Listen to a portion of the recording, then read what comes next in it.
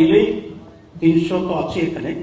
আমরা আজকে এখানে উপস্থিত যে সমস্ত দল আছে সেই দলগুলো কোন কোন কতটি আসনে নির্বাচন করবে সেটি আমরা এখন ঘোষণা করছি।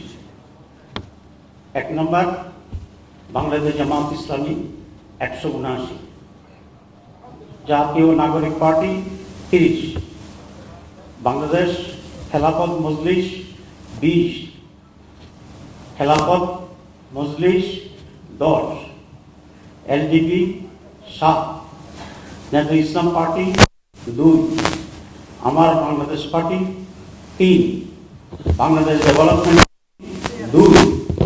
আমাদের এই দলের বাংলাদেশ খেলাফত আন্দোলন আছেন, তাদের জন্য এই মুহূর্তে সিটের সংখ্যাটা আমরা নির্ণয় করতে পারিনি, কিন্তু তা আমাদের শরীরের ভিতরে আছে, এটা আমরা দেখব। আর হচ্ছে জাতীয় নাগরিক পার্টি না